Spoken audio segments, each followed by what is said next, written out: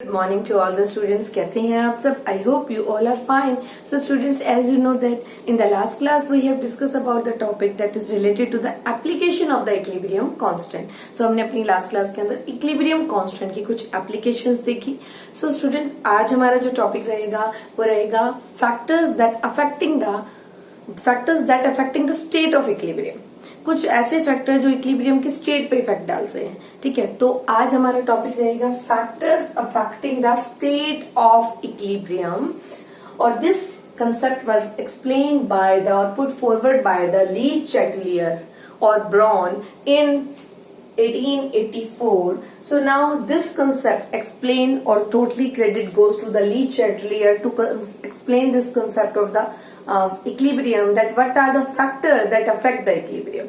So according to Le Chatelier, इन्होंने क्या किया, Le Chatelier और एक साइंटिस्ट और थे, तो उन्होंने दोनों ने मिलकर ये रिप्रेजेंट करने की कोशिश की कि अगर कुछ फैक्टर्स हमारे इक्विलिब्रियम स्टेट पर, इक्विलिब्रियम की एक स्टेट होती है आप लोगों को पता है जहां पर रिएक्टेंट की कंसंट्रेशन और प्रोडक्ट की कंसंट्रेशन दोनों फाइंड आउट होती हैं, और कुछ कंसंट्रेशन रिएक्टेंट की भी और कुछ कंसंट्रेशन प्रोडक्ट की. ठीक है, दोनों स्टेट में फाइंड आउट होती हैं. वो स्टेट होती है हमारी इक्विलिब्रियम की स्टेट. सो ली चैटलियर के according some are the factor that affect the state of equilibrium. These factors may be temperature, pressure, ठीक है, and the concentration of the reactant or maybe the product side particles. So if these concentration हम change these are the some concentration when we these are the some factor when we will change then the equilibrium to shift its direction. So according to Le Chatelier ने क्या explain करना चाहा बच्चों की, अगर कुछ factors में change लेकर आए, अगर कोई रिएक्शन है that takes place in the equilibrium, अगर कोई रिएक्शन और वो इक्विलिब्रियम में प्रेजेंट है, अगर हम उसकी कुछ फैक्टर्स में चेंज ला देंगे तो रिएक्शन अपना इक्विलिब्रियम स्टेट को शिफ्ट कर लेगी इस इफेक्ट से ओवरकम होने के लिए. This concept was explain by the Le Chatelier and this concept जो पुट फॉरवर्ड किया गया as a Le Chatelier principle. So what do you mean by the Le Chatelier principle? If a system is in equilibrium, अगर कोई system equilibrium में है, is subjected to change in any of the factor of the equilibrium that determine the equilibrium condition of a system, then the equilibrium will shift in the direction so as to reduce or contract the effect of the change. ठीक है, अगर हम कुछ भी change लेकर आएंगे equilibrium की condition में तो वो जो हमारी रिएक्शन होगी इक्विलिब्रियम की रिएक्शन, वो उस इफेक्ट को रिड्यूस करने के लिए, ओवरकम करने के लिए, उस इफेक्ट को कॉन्ट्रैक्ट करने के लिए वी कैन से दैट अपनी डायरेक्शन क्या कर लेगी, चेंज कर लेगी, अपने अंदर कुछ चेंज लेकर आएगी और उस चेंज से, ठीक है, उस जो स्टेट होगी, जो इक्विलिब्रियम की स्टेट होगी, उसमें भी चेंज अपीयर होगा. तो अब what is the concept of Le Chatelier? तो according to the Le Chatelier principle, if a system is in equilibrium, if any system that present in the equilibrium, then if any change will occur during this equilibrium state, and there are number of factors that we will change according to equilibrium condition. equilibrium condition के कुछ factors है जिनमें हम change ला भी सकते हैं. अगर हम उसमें कोई change लेकर आएंगे तो reaction अपनी direction को shift कर लेगी, maybe forward to backward और backward to forward again. ठीक है, so today we will discuss one by one all the factors. So first factor is effect of concentration. So first factor that explained by the Le Chatelier is effect of concentration. So what is this factor? What was the condition that explained by these factors? So according to this factor, इस factor के according बच्चों, when the equilibrium is disturbed by the addition or removal of any reactant product, then the equilibrium shift in the direction of contract of effect of any concentration of the reactant or product. And if the change takes place in the reactant side, अगर कोई change reactant side में होगा तो equilibrium क्या करेगा, equilibrium की जो state होगी, रिएक्टेंट की कंसंट्रेशन आपने बहुत ज्यादा बढ़ा दी तो रिएक्शन कहाँ मूव कर जाएगी, फॉरवर्ड साइड. और अगर आपने प्रोडक्ट की कंसंट्रेशन इंक्रीज कर दी, प्रोडक्ट की कंसंट्रेशन को इंक्रीज कर दिया, यहाँ रिएक्टेंट की कंसंट्रेशन को इंक्रीज किया था तो रिएक्टेंट कहाँ मूव कर जाएगी, बैकवर्ड साइड. तो इस इफेक्ट को ओवरकम करने के लिए जो रिएक्शन होती है वो अपनी डायरेक्शन ही चेंज कर लेती है. This is the concept of the change in concentration. This is the factor, first factor, that is if we change the concentration then reaction shift its direction. ठीक है, When we increase the concentration of the reactant side, reaction move towards forward side.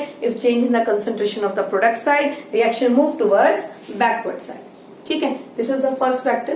Second factor is effect of temperature. This is the factor. This factor is called change effect of concentration, and second factor is effect of temperature on the equilibrium reaction.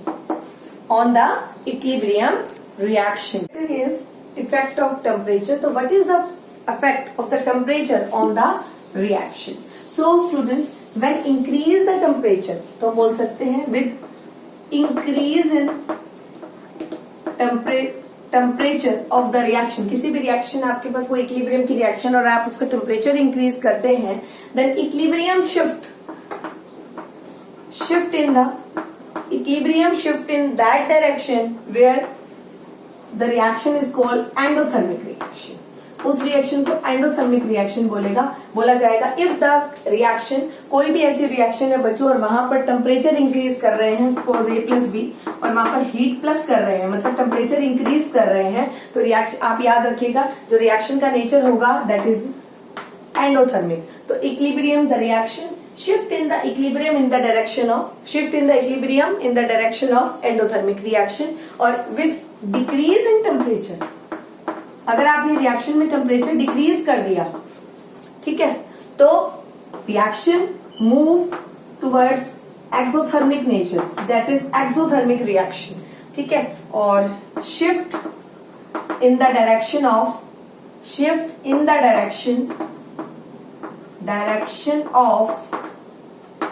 Exothermic nature और exothermic reaction, और ऊपर वाले में shift in the direction that is endothermic. So must remember, this is the second factor, that if we increase the temperature, with increase in temperature, ठीक है, कोई भी reaction उसमें हीट आपने प्लस कर दी है, तो प्रोडक्ट रिएक्टेंट साइड में हीट क्या होगी, ज्यादा होगी, और प्रोडक्ट साइड में हीट क्या होगी, कम होगी. रिएक्शन का नेचर क्या होगा, एंडोथर्मिक होगा. Heat given to the reactant side. ठीक है, और with decrease in temperature means decrease in temperature represent करता है जो हीट होगी, जो रिएक्शन होगी, वो उसमें प्रोडक्ट साइड में हीट ज्यादा होगी, टेम्परेचर ज्यादा होगा, और रिएक्टेंट साइड में टेम्परेचर कम होगा. With decrease in temperature equilibrium का नेचर कैसा होगा, exothermic. With increase in temperature equilibrium का नेचर कैसा होगा, एंडोथर्मिक. ठीक है, तो दिस जब किसी भी रिएक्शन का टेम्परेचर आप बढ़ाओगे, that type of reaction is called endothermic reaction. और अगर किसी भी रिएक्शन का टेम्परेचर डिक्रीज करोगे तो उस रिएक्शन के नेचर को बोलेंगे हम एक्सोथर्मिक रिएक्शन. एंडो के केस में हीट को यहाँ रिप्रेजेंट करते हैं, एक्सो के केस में हीट को यहाँ रिप्रेजेंट किया जाता है.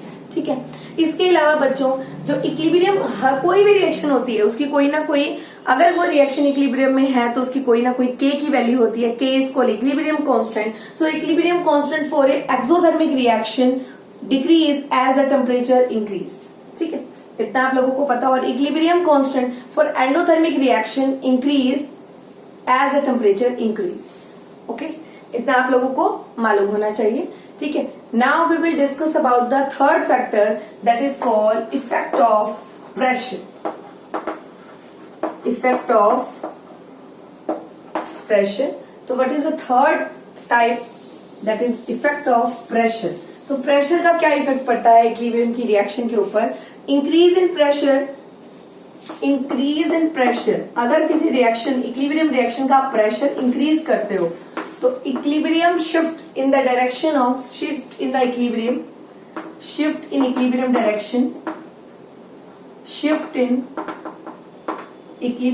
डायरेक्शन. इक्विलिब्रियम कहाँ शिफ्ट हो जाएगा, shift in equilibrium direction where the lesser number of molecules are present, and lesser number of gaseous moles are present. और अगर आपने उसी रिएक्शन का प्रेशर घटा दिया, प्रेशर क्या कर दिया, डिक्रीज कर दिया रिएक्शन का, इक्विलिब्रियम रिएक्शन का, तो कहाँ शिफ्ट हो जाएगी, shift in the equilibrium in the direction of, shift in the equilibrium in direction of where larger number of gaseous moles are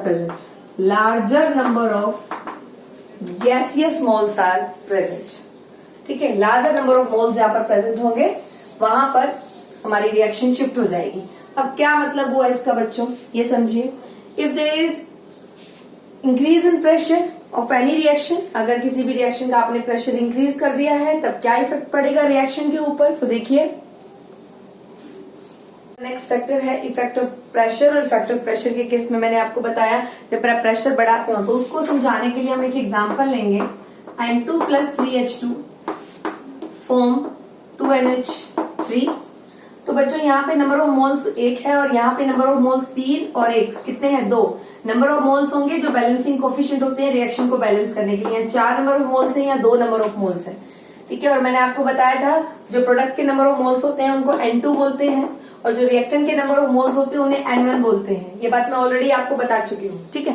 तो अगर मैंने प्रेशर इंक्रीज किया, ये एक इक्विलिब्रियम रिएक्शन है, अगर मैंने इसका प्रेशर इंक्रीज किया तो रिएक्शन कहाँ मूव करेगी, वहां जहां पर लेसर नंबर ऑफ मॉलिक्यूल्स होंगे। तो आप खुद देख सकते हैं जहां पर भी लेसर, यहाँ पर नंबर ऑफ मॉलिक्यूल्स 2 है या 4 है, तो आप लिखेंगे स्पेसिफाई फॉर दिस रिएक्शन। आपका आंसर रहेगा विद, अगर मैं आपको एक पर्टिकुलर रिएक्शन दे दूं और आपसे पूछूं कि what is the effect of pressure on it, suppose मैंने आपको यही रिएक्शन दी है और what is the effect of pressure on it, तो आप लिखेंगे with increase the pressure reaction move towards where the lesser number of moles are present. तो here the 2 moles are present, so for this reaction the answer is reaction move towards forward side, reaction move towards forward side when pressure will increase, ठीक है। और अगर मैं बात करूं when pressure will decrease, pressure जब कम करते हैं तो रिएक्शन जाती है जहां पर लेसर नंबर ऑफ मोल्स है। सो अगर प्रेशर को घटा दिया है तो स्पेसिफाई फॉर दिस रिएक्शन, अगर प्रेशर घटाया है तो रिएक्शन वहां जा रही है कहां पर, बैकवर्ड साइड। हर रिएक्शन के लिए आंसर अलग अलग होगा बच्चों, क्योंकि कई बार क्या होगा रिएक्टेंट साइड में मोल्स ज्यादा होंगे, कई बार प्रोडक्ट साइड में मोल्स ज्यादा होंगे। तो आपको याद रखना है, अगर मैंने आपसे पूछा विद इंक्रीज द प्रेशर और मैंने आपको कोई रिएक्शन दे दी और मैंने पूछा प्रेशर बढ़ा दिया अब क्या इफेक्ट पड़ेगा, तो आप दोनों साइड के मोल्स चेक कर लिए, जहां पर भी नंबर ऑफ मोल्स कम है प्रेशर के बढ़ाने से रिएक्शन वहां शिफ्ट होगी जहां नंबर ऑफ मोल्स कम है। तो यहाँ पे नंबर ऑफ मोल्स कम है, यहाँ 2 थे और यहाँ 4 थे। सो रिएक्शन इस केस में आंसर होगा स्पेसिफाई फॉर अमोनिया की फॉर्मेशन के लिए जो आंसर होगा आपका आंसर रहेगा reaction is forward side, means forward reaction होगी, ठीक है। फॉरवर्ड साइड मूव करेगी रिएक्शन इस इफेक्ट को ओवरकम करने के लिए और इस इफेक्ट को रिड्यूस्ड करने के लिए। तो these are the factor when affect on the equilibrium, then these factor to overcome this factor equilibrium shift is its direction. You must remember shift. अब equilibrium अपनी डायरेक्शन को क्या कर लेता है बच्चों, शिफ्ट कर लेता है इस इफेक्ट को कम करने के लिए, ठीक है। तो इतना आप लोगों को पता चल गया। अच्छा, एक एग्जांपल मैं और ले लेती हूँ। सपोज मेरे पास क्या है, मेरे पास है बच्चों H2 + I2, ये सेकेंड एग्जाम्पल है इस बात को समझाने के लिए, और 2HI।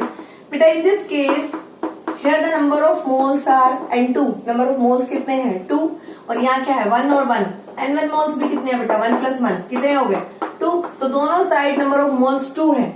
तो ऐसे केसेस में if there is no change in the number of moles of the gaseous reactant and product side the pressure will have no effect on the equilibrium. अगर दोनों side number of moles same होंगे तो pressure का कोई effect नहीं रहेगा, चाहे pressure घटाए चाहे प्रेशर बढ़ाए। इक्विलिब्रियम अपनी डायरेक्शन शिफ्ट चेंज नहीं करेगा, इक्विलिब्रियम अपनी जगह पे ही रहेगा। इक्विलिब्रियम का जो पॉइंट है वो स्टेबल रहेगा। इक्विलिब्रियम इस इफेक्ट को रिड्यूस नहीं करेगा, क्योंकि if the number of moles दोनों साइड क्या रहेंगे, सेम रहेंगे, तब प्रेशर का कोई भी इफेक्ट नहीं पड़ेगा। So if there is no change in the number of moles of the gaseous reactant and product particles the pressure will have no effect on the equilibrium, ठीक है। और अगर कोई रिएक्शन इक्विलिब्रियम में है उसके लिए थर्ड फैक्टर हमने पढ़ा effect of pressure. So next factor to explain this is effect of volume change. पहला था effect of concentration change, effect of temperature change, third था effect of pressure change, and fourth one is called effect of volume change. तो fourth factor है effect of volume change. Effect of volume change, अगर किसी equilibrium reaction के volume में change आता है बच्चों, अगर कोई भी इक्विलिब्रियम रिएक्शन है, स्टैंडर्ड इक्विलिब्रियम रिएक्शन है और उसके वॉल्यूम में चेंज आ जाता है, वॉल्यूम में चेंज आ जाता है, और आपको पता है कोई रिएक्शन को बैलेंस करते हैं तो आगे क्या लगाते हैं बच्चों, हम इक्विलिब्रियम कोएफिशिएंट्स, और we can say that they are called balancing coefficients, stoichiometric coefficients apply करते हैं। तो what is the effect of volume change on this equilibrium reaction? तो व्हेन प्रेशर इंक्रीज जब बच्चों इफेक्ट वॉल्यूम चेंज के बारे में आपने पता करना है, तो when pressure increase then volume will also decrease. आपको पता है, मैं एक रिलेशन आपको करा चुकी हूँ, this is called Boyle's law relation. जब भी प्रेशर इंक्रीज करेगा वॉल्यूम डिक्रीज, और वॉल्यूम डिक्रीज करेगा तो प्रेशर इंक्रीज। तो अगर यहाँ वॉल्यूम की बात हो रही है तो आप समझिए, if the pressure will increase then volume will decrease, thus decreasing the volume of a mixture of gases at equilibrium shift the equilibrium in the direction of lesser number of gaseous molecule। तो आप याद रखिए, अगर pressure increase होता है किसी reaction का तो वॉल्यूम डिक्रीज होगा, और वॉल्यूम डिक्रीज होगा तो with the decreasing the volume of a gaseous at equilibrium shift the equilibrium in that direction where the lesser number of gaseous molecules are present। तो अब याद रखेंगे what is the effect of volume change. तो volume change को समझाने के लिए आप प्रेशर के साथ से कंपेयर करेंगे। अगर प्रेशर इंक्रीज किया तो वॉल्यूम डिक्रीज होगा, और वॉल्यूम डिक्रीज हुआ तो रिएक्शन वहां जाएगी, इक्विलिब्रियम वहां मूव करेगा जहां laser number of molecules gases molecules present है। और अगर प्रेशर डिक्रीज हुआ और वॉल्यूम इंक्रीज हुआ, और वॉल्यूम इंक्रीज होगा तो इक्विलिब्रियम वहां शिफ्ट करेगा जहां पर लार्जर नंबर ऑफ मॉलिक्यूल्स हैं। तो आपने effect of change in volume समझाने के लिए बॉयल्स लॉ की हेल्प लेनी है। तो with the help of Boyle's law we know that the pressure and volume are inversely proportional to each other, so when the pressure will increase and volume will decrease, volume कम होगा, pressure increase हुआ है, condition आपको बता दी जाएगी। Volume change कैसे होगा, जब pressure पे रिएक्शन की प्रेशर पे इफेक्ट पड़ेगा, वॉल्यूम में चेंज आएगा, वॉल्यूम में चेंज आएगा, वॉल्यूम इंक्रीज या डिक्रीज होगा। तो अगर डिक्रीज होता है वॉल्यूम तो रिएक्शन वहां जाएगी जहां laser number of moles present है, और अगर प्रेशर वॉल्यूम इंक्रीज होता है, प्रेशर डिक्रीज होता है तो रिएक्शन वहां जाएगी जहां larger number of molecules of gaseous substances present है, either on the reactant side either on the product side. That depend upon reaction की किस साइड कम होंगे मोल्स, वो आपको चेक करने पड़ेंगे। ठीक है, तो this is the effect of volume change. ठीक है, next is the effect of catalyst. ये बात तो बच्चों मैं आपको, जब मैंने आपको कैरेक्टर समझाए थे इक्विलिब्रियम के, ये तो हमारी बात चल रही है इक्विलिब्रियम कांस्टेंट की, पर जब मैंने आपको इक्विलिब्रियम के बारे में पढ़ाया था तब मैंने आपको बताया था कि कैटलिस्ट का कोई इफेक्ट नहीं होता। तो effect of catalyst only alter the reaction, only increase the reaction, only speed को इंक्रीज कर सकते हैं, और मे बी कोई इफेक्ट ना भी डालें, ऐसा भी हो सकता है। और इक्विलिब्रियम कंडीशन पे कैटलिस्ट का specially no effect. So, effect is the effect of catalyst. Catalyst has no effect on equilibrium because catalyst favors the rate of forward and rate of backward reaction equally. जितना catalyst reaction को reactant की side लेके जाता है, वो forward side में लेके जाता है, रिएक्टेंट को प्रोडक्ट में लेके जाता है, उतनी ही स्पीड से कैटलिस्ट प्रोडक्ट को रिएक्टेंट में लेके आता है। तो कैटलिस्ट का जो काम होता है, जितना फॉरवर्ड रिएक्शन के लिए होता है उतना बैकवर्ड रिएक्शन के लिए होता है, इक्वली काम करता है दोनों साइड में। अगर हमने कोई कैटलिस्ट ऐड किया है तो specially for equilibrium reaction catalyst has no effect. ठीक है, इतना आप लोगों को मालूम होना चाहिए। नेक्स्ट आ जाता है बच्चे नेक्स्ट फैक्टर। ठीक है, next factor to explain this concept is sixth factor,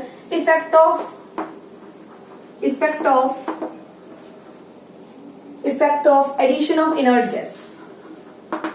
addition of inert gas. Inert gas का मतलब आप समझते हैं, नोबल गैसेस लाइक हीलियम।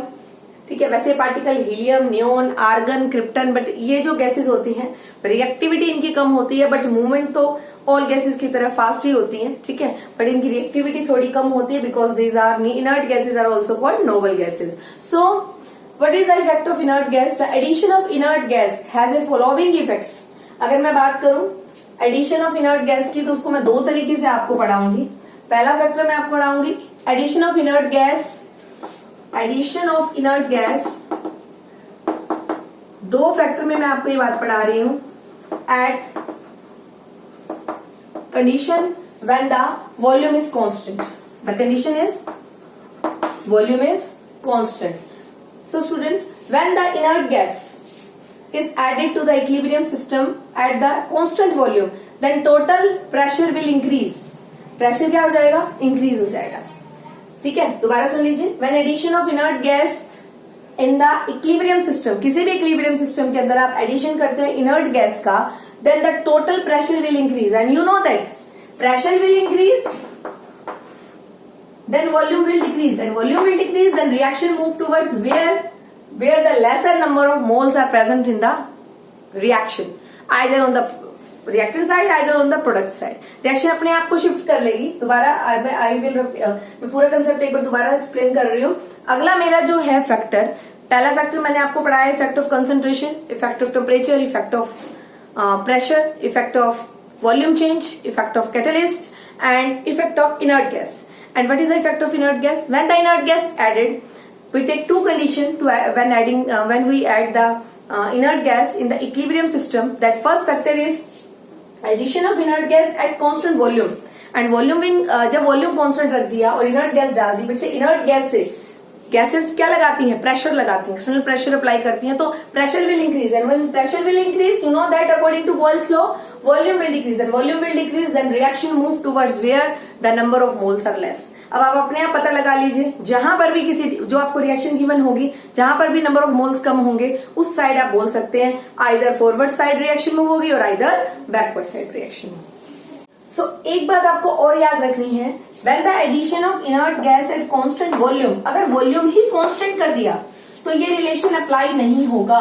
तो ये बात और जरूर याद रखिएगा, वॉल्यूम कांस्टेंट कर दिया है तो ये रिलेशन इफेक्ट, अगर ये रिलेशन सिर्फ बच्चों तब अप्लाई किया जाता जब वॉल्यूम कांस्टेंट ना होता. अगर वॉल्यूम कांस्टेंट रख दिया है तो ये बॉयल्स लॉ का कंसेप्ट नहीं अप्लाई हो सकता. ठीक है, आप देख सकते हैं effect of addition of inert gas when the inert gas is added, ठीक है, at constant volume, then you must remember if the volume is constant then Boyle's law का कंसेप्ट अप्लाई नहीं होगा. तो प्रेशर इंक्रीज भी हो जाएगा अगर, तो भी वॉल्यूम में चेंज नहीं आएगा. तो रिएक्शन रिएक्टेंट और प्रोडक्ट साइड में कोई इफेक्ट शो नहीं करेगी. ठीक है, अब हम लेते हैं second condition, addition of inert gas at constant pressure. Addition of inert gas at constant pressure.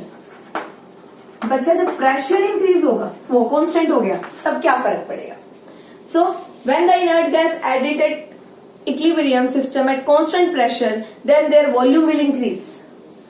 Volume में इफेक्ट पड़ सकता है जब आपने प्रेशर को कांस्टेंट रख दिया है. ठीक है, प्रेशर को कांस्टेंट रखने से वॉल्यूम पे इंक्रीज हो सकता है. As also number of moles per unit volume of the various reactant and product will decreases, hence the equilibrium will shift in the direction where the increase in number of moles of gases. ठीक है, जहां पर भी number of moles ज्यादा होंगे reaction वहां move कर जाएगी. So first condition is addition of inert gas at constant volume. Volume constant है, चाहे गैस डालने के बाद प्रेशर बढ़ भी जाए सिस्टम का, प्रेशर बढ़ने के बाद भी वॉल्यूम कांस्टेंट होने की वजह से no effect on equilibrium. And second है addition of inert gas at constant pressure. चाहे प्रेशर कांस्टेंट होगा बट व्हेन जब गैसेस पार्टिकल डाले जाएंगे उसके अंदर, चाहे प्रेशर आपने फिक्स भी कर दिया है, गैस पार्टिकल डाली है तो गैस का वॉल्यूम तो इंक्रीज होगा ही होगा. और जब गैस का वॉल्यूम इंक्रीज होगा, ठीक है, और याद रखिएगा प्रेशर इंक्रीज होने से वॉल्यूम कांस्टेंट कर दिया है तो गैस का खुद का प्रेशर है वो तो, ठीक है, और लेकिन अगर प्रेशर कांस्टेंट कर दिया है, सिस्टम का प्रेशर फिक्स कर दिया है, तो गैस का वॉल्यूम इंक्रीज माना जाएगा, pressure remain constant. So volume will increase. आपको पता है जो वॉल्यूम इंक्रीज कर जाता है, और वॉल्यूम इंक्रीज करने से रिएक्शन वहीं जाएगी जहां नंबर ऑफ मोल्स ज्यादा है. याद रखिएगा, प्रेशर कांस्टेंट होगा तो वॉल्यूम इंक्रीज हो सकता है, गैस पार्टिकल क्योंकि आपने डाले हैं, गैस तो बड़ी बड़ी है, ठीक है, आपने प्रेशर को उनके प्रेशर को कांस्टेंट कर दिया है, बट ऊपर से इनर्ट गैस डाली है तो वॉल्यूम तो सिस्टम का बड़ा है, वॉल्यूम इंक्रीज होगा तो रिएक्शन वहां जाएगी जहां नंबर ऑफ मोल्स ज्यादा है. ठीक है, और यहाँ आपने वॉल्यूम ही कांस्टेंट कर दिया, और वॉल्यूम कांस्टेंट करने से ये रिलेशन भी अप्लाई नहीं होगा इस केस में. ठीक है, इतना आप लोगों को याद रखना है. ठीक है, next concept is related to the, ये थी कुछ फैक्टर्स जो ली चैडलियर के अकॉर्डिंग हमें समझाए गए. तो these are the some factors, 6 factors मैंने आपको समझाए हैं बच्चों. Effect of concentration, effect of temperature, effect of pressure, effect of volume change and volume change not constant, volume change, effect of catalyst and addition of inert gas. उसको दो तरीके से पढ़ा हमने, कांस्टेंट वॉल्यूम के कंडीशन में. Constant volume की condition में आपका प्रेशर इंक्रीज होने के बाद भी कोई इफेक्ट नहीं पड़ेगा, रिएक्शन वैसे की वैसे रहेगी, शिफ्ट अपनी डायरेक्शन शिफ्ट नहीं करेगी. But at the constant pressure के केस में वॉल्यूम बढ़ने से रिएक्शन वहां मूव करती है जब नंबर ऑफ मोल्स ज्यादा होते हैं. Now we will discuss about the application of Le Chatelier principle. So बच्चों, ली चैडलियर प्रिंसिपल की बहुत सी एप्लीकेशंस रही हैं. एक एप्लीकेशन तो मैं आप लोगों को ऑलरेडी पढ़ा चुकी हूँ, solubility of gas in liquid. जो गैस पार्टिकल होते हैं, CO2 प्रेजेंट होती है सॉफ्ट ड्रिंक्स के अंदर, this is the example of equilibrium. ठीक है, और जैसे जैसे हम कंसंट्रेशन ज्यादा इंक्रीज करते हैं तो रिएक्शन अपनी डायरेक्शन को चेंज करती है. तो गैस की अगर हम तो आपको पता होना चाहिए gas with liquid, this is the best example according to the Le Chatelier principle. This explain by the Henry, this concept explain by the Henry, but ये एग्जाम्पल बन जाता है अपने आप ही लीच एटलियर का। अगर आपने कंसंट्रेशन बढ़ा दी तो रिएक्शन अपनी डायरेक्शन को मूव करती है, अगर आपने कंसंट्रेशन घटा दी तो भी रिएक्शन अपनी डायरेक्शन को मूव करती है। तो सोल्यूट की कंसंट्रेशन कोल्ड ड्रिंक्स के अंदर, सॉफ्ट ड्रिंक्स के अंदर जो सोल्यूट होता है वो CO2 गैस है, तो CO2 की कंसंट्रेशन इंक्रीज या डिक्रीज करोगे तो रिएक्शन अपनी डायरेक्शन को शिफ्ट करती है। तो this is the first application that is according to the Leach-Atelier, and the second application is dissolution of ammonium chloride in water। जब अमोनियम क्लोराइड को वाटर में डालते हैं तो रिएक्शन का नेचर रहता है बेटा एंडोथर्मिक, ठीक है, क्योंकि उस केस में हमें temperature increase, with increase the temperature, system का टेम्परेचर इंक्रीज होता है, तो with increase the temperature equilibrium shift in the direction where the reaction nature is endothermic, ठीक है। और एक एग्जाम्पल, एक एप्लीकेशन, तो सेकेंड एप्लीकेशन लिख लीजिए। This is the first application, solubility of gas in liquid. This is the first application. Actually, this concept explained by the Henrys, but this is also included in the concept of the Leach-Atelier. And the second is dissolution of ammonium chloride in water. जैसे ही ammonium chloride को water में डालते हैं बच्चों, तो इस reaction का nature exothermic ना होकर क्या है, एंडोथर्मिक है। एंडोथर्मिक है, ये रिएक्शन अपने आप ही पार्टिकल डिसॉल्व हो जाते हैं एक्वस स्टेट के अंदर, ठीक है, और टेम्परेचर इंक्रीज हो जाता है, ठीक है। ओके, इतना आप लोगों को पता होना चाहिए। इसमें डेल्टा एच की वैल्यू क्या है, positive. Okay, so next is dissolution of sodium hydroxide in water. और जब सोडियम हाइड्रोक्साइड को बच्चों वाटर में डालते हैं तो मैं आपको बता दूं आयंस तो बनते हैं और डेल्टा एच की वैल्यू क्या रहती है, नेगेटिव। क्या रहती है, डेल्टा एच की वैल्यू नेगेटिव रहती है at the equilibrium condition, you must remember, ठीक है।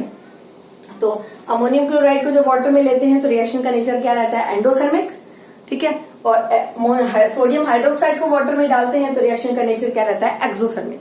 तो इस केस में आप लोगों को पता होना चाहिए जो टेम्परेचर है रिएक्शन का, तो here the decrease in temperature of the complete equilibrium reaction, decrease in concentration, and reaction का nature रहेगा exothermic. In this case, increase in temperature of the reaction, equilibrium reaction, और reaction का nature रहेगा endothermic.